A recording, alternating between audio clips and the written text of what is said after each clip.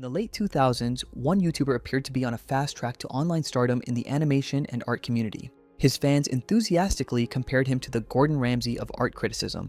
And she's an animated storyteller, kind of like Cypher Den. His commentary was sharp, brutally honest, and seemingly unafraid to call out anyone, including the biggest creators within the community. Widowmaker and Diamond. But anyway, DaftPina from what I thought back then was like the Gordon Ramsay of the art. His videos focused on critiquing fellow creators, exposing sloppy artwork, suspected tracing, potential scams, and even alleged online predators. Hands, including selling traced merchandise, domain squatting, and even DMCA takedowns. He went so far as to share the specific techniques he used to spot these art crimes, which earned him a dedicated following that appreciated his no-nonsense approach. But something shifted along the way. What began as pointed criticism gradually crossed into more personal and controversial territory. Before long, he transformed from a rising critic into one of the most hated figures in the internet's animation circles. Oh, that was horrible! Your wish is horrible! You're horrible! You're irredeemable! The backlash grew so intense that he eventually had to purge much of his online presence. Today, DaftPina has largely been erased from the internet. What remains are re-uploads of his old videos and reviews and dissections by other YouTubers. This is the story of a YouTube art critic who flew too close to the sun and fell spectacularly in the process. DaftPina, whose real name is Ryan Burke, was born on November 5th, 1997. He launched his YouTube channel in 2015, a time when the platform was booming with Let's Play gaming videos, beauty and makeup tutorials, and the early wave of animated storytime content. Reaction videos and lighthearted commentary were also hugely popular, and it was in this niche that Ryan decided to begin his YouTube career. In the beginning, Ryan focused mostly on reviews of cartoons and various random uploads. Many of those early videos have since been deleted or lost to time, but because they didn't land as many views, he eventually made a choice to shift strategy and rebrand. I had made videos prior about cartoon reviews. It was at this time I started to make them over storytime animators. He concentrated his new videos on an emerging niche, sharp art critiques of other YouTubers, particularly those working in the storytime animation genre. And he is an animated storyteller, kind of like It's Alex Clark, Tim Tom, and the Odd Ones Out. But enough with the introductions. The pivot made sense. Storytime animation was exploding in popularity by the late 2000s. Creators uploaded short animated videos where they would recount personal dramas, life stories, or internet drama. Because of how relatable it was to kids, the genre attracted massive audiences, especially among younger viewers, creating fertile ground for commentary and criticism. Ryan delivered his critiques in a trademark deadpan monotone voice paired with short, concise sentences.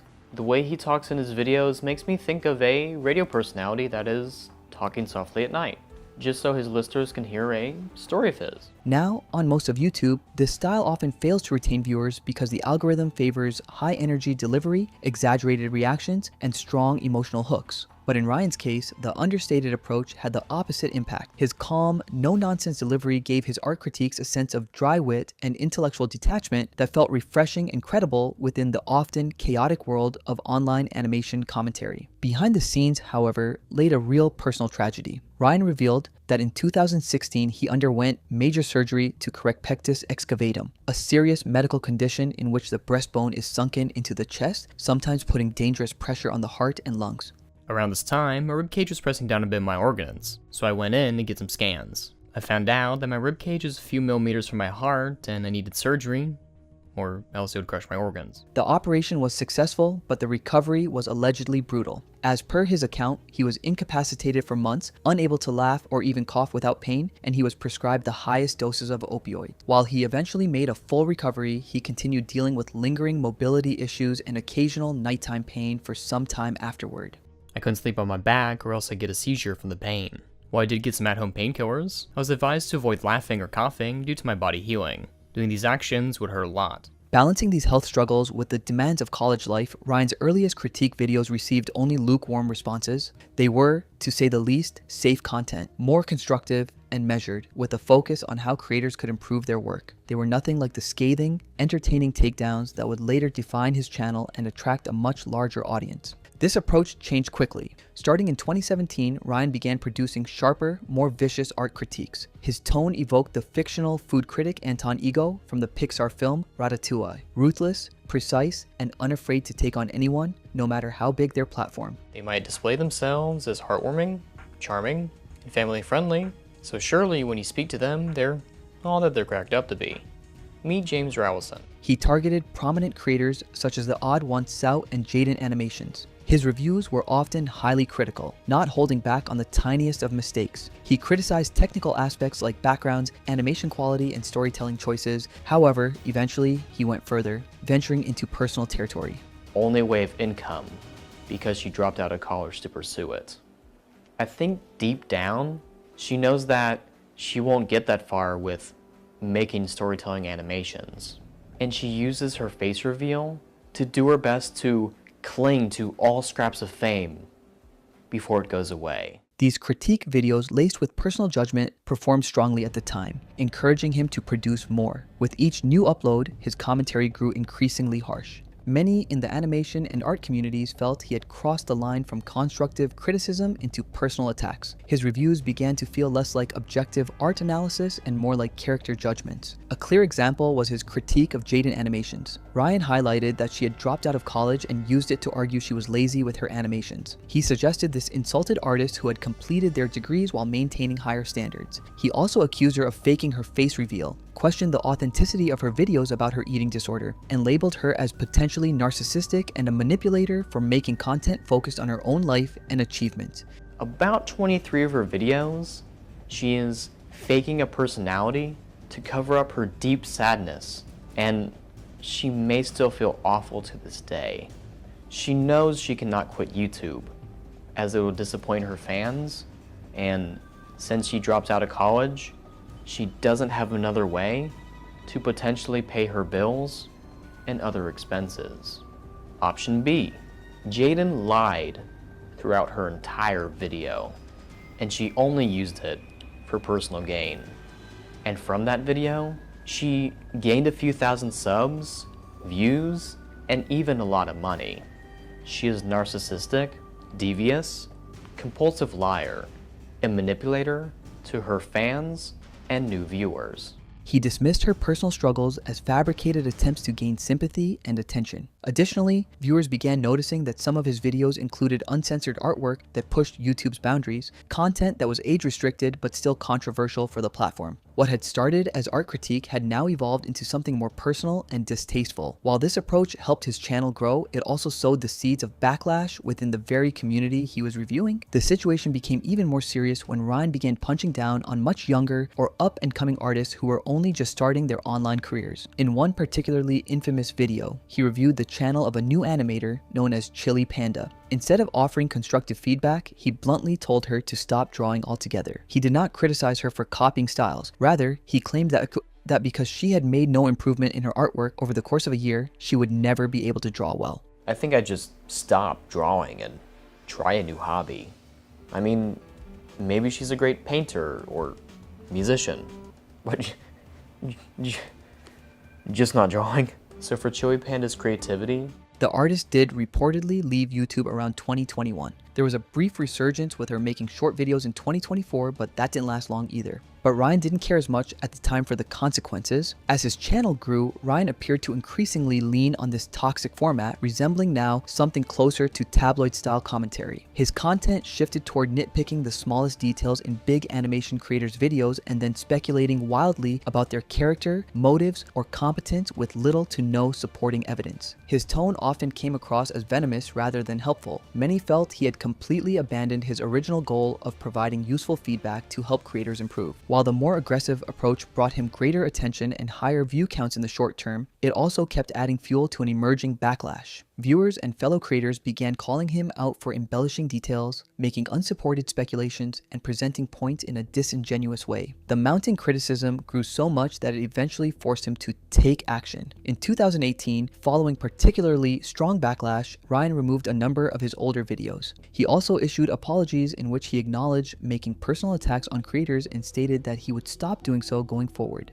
That year, he reached 100,000 subscribers. Even after his apology, Ryan continued producing similar content, often with the same sharp edge. He released multiple videos targeting the Odd One Sout, with the most notable being the Odd One Sout, the Hidden Hypocrite. In it, he accused the creator of racism based on older videos, such as My Thoughts on Job Interviews, where the math students James tutored were all depicted as Asian with similar hairstyles and features. In videos like My Thoughts on Job Interviews, where the math kids he was tutoring were all Asians with nearly the same haircut and slanted eyes. Noting the race of the kids didn't play a part in the story, it's kind of weird that he went out of his way to make them a stereotype. In the video Academy Anecdotes, he makes this joke a few times. Ryan argued that highlighting their race served no narrative purpose. He also criticized the YouTuber for deleting old videos, claiming it was an attempt to sanitize his image and appear more family-friendly than he actually was. The Odd Ones Out eventually responded to address many of Ryan's points in a lengthy post. He particularly highlighted what he saw as DaftPina's common tactic: taking a small piece of evidence and filling it with heavy speculation to create the narrative he wanted. He also pointed out broader issues with Ryan's content, noting how he often twisted the truth, exaggerated situations, or omitted key context. Yet, despite the pushback, Ryan's channel kept growing. By this point, he had expanded his content beyond art style critiques, tracing accusations, or personal speculation. He began positioning himself as someone who exposed predators and problematic behavior in the animation community. One notable example was his coverage of Otaku Studios, which earned him significant praise from many viewers. Ryan accused the studio of several serious issues, including exploiting underage artists by commissioning them for NSFW artwork, failing to properly credit the said artist, and using copyrighted material without permission. He presented evidence such as screenshots, chat logs, and statements from former employees and collaborators. Later developments appeared to validate some of Ryan's claims when the channel owner faced legal consequences, including an arrest related to the sexual assault of a minor. This video series became one of the rare instances where DaftPina's aggressive style earned him widespread support rather than backlash. Now, had he leaned exclusively into these legitimate exposés, he might have avoided his eventual downfall. But Ryan chose the low-hanging fruit and continued his mix of harsh critiques and exposés on both individual creators and animated shows. He saw no reason to shift strategy. His channel kept enjoying explosive growth in both views and subscribers.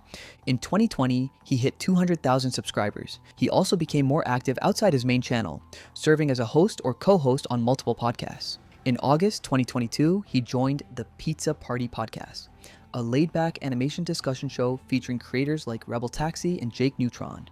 In May 2023, he and Solid J launched Bad Take Delete, a podcast focused on calling out bad opinions and controversial topics in media and online culture. Ryan thought he had hit the jackpot with a low-effort, high-engagement form of content, but little did he know it would ultimately contribute to the decline of his channel. In his pursuit of compelling stories and strong takes, Ryan began making outright invented or heavily exaggerated claims about artists. When challenged, he often refused to admit mistakes or provide full context. One notable case involved the artist Aetherion.